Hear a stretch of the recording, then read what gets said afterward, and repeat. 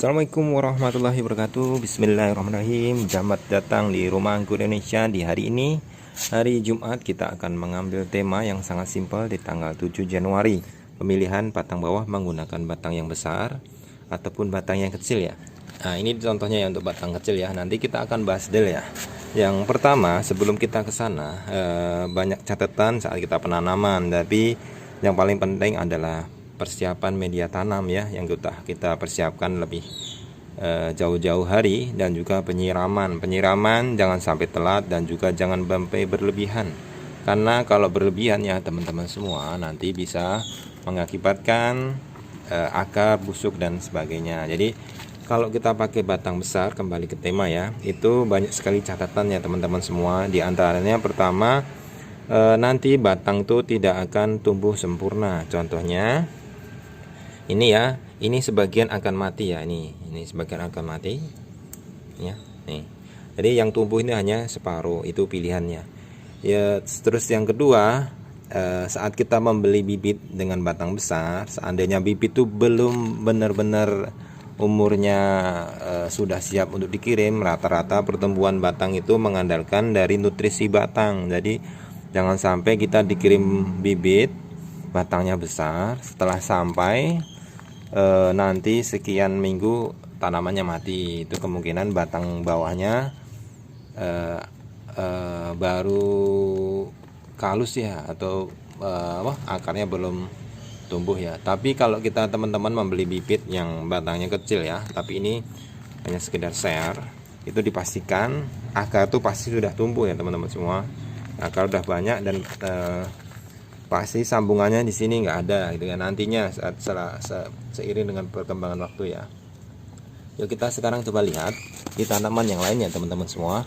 Ini batang bawah yang besar juga. Saya jarang sekali menggunakan batang bawah yang besar ya. Ini batang bawah yang besar ini sama ya, ini sama yang tadi. Nah ini sebagian juga mati ya teman-teman semua. Jadi pilihannya kita garis bawahi, di batang bawah yang besar itu dijamin atau kemungkinan besar itu sebagian batang akan mati, dan itu akan merugikan kita ya. Dan solusinya gimana? Sebenarnya sih gampang ya, itu kita bisa benamkan tanah segini ya. Tapi kalau di pot itu kan agak susah ya. Tapi kalau di grounding, di tanah langsung sih bisa-bisa aja. Jadi itu dua hal yang tadi terkait batang besar yang kita garis bawahi. Jadi silahkan teman-teman pilih mau pakai batang yang besar atau batang yang kecil ya. Sekarang kita bahas ke batang kecil ya teman-teman semua.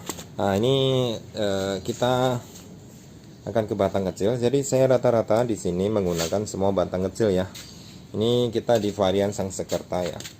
Sangsekerta, ini Dickson ya. Semuanya saya menggunakan batang kecil.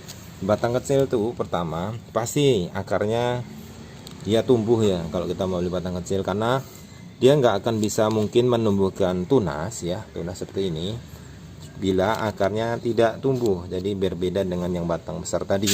Terus seiring berjalan waktu nanti tunas ini ya, tunas ini akan, atau sambungannya ini akan tidak kelihatan ya, akan hilang dengan pertumbuhan ini. Jadi berbeda sekali dengan batang yang tadi ya, dengan batang yang besar ini. Coba lihat ya teman-teman semua, sangat susah sekali pasti menemukan sambungan ini di mana ya.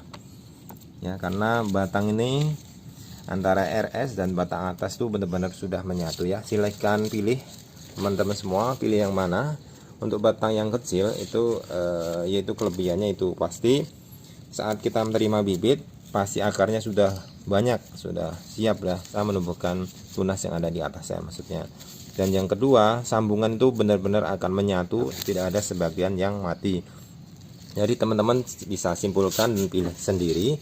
Tapi kalau saya sendiri ya lebih memilih batang yang kecil, karena untuk pertumbuhan sendiri bisa dibandingkan ya, batang besar ataupun kecil itu sebenarnya sih tergantung kita mengasih nutrisinya ya. Kalau nutrisi yang kita kasih banyak, insya Allah pertumbuhannya pun juga cepat. Ini contohnya yang pakai batang kecil pun tuh ya sangat tinggi, cepat sekali. Ini umurnya belum nyampe bulan ya, masih berapa minggu, tapi udah seperti ini pertumbuhannya. Pun yang lain ya sama, ini pakai batang kecil juga ya. Lihat ya teman-teman semua, pertumbuhannya sangat bagus.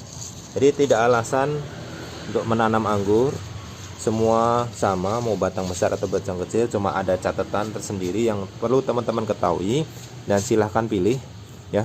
Terima kasih yang sudah bergabung di channel kami, semoga bermanfaat atas apa yang kita paparkan hari ini. Terima kasih, kita akhiri. Assalamualaikum warahmatullahi wabarakatuh.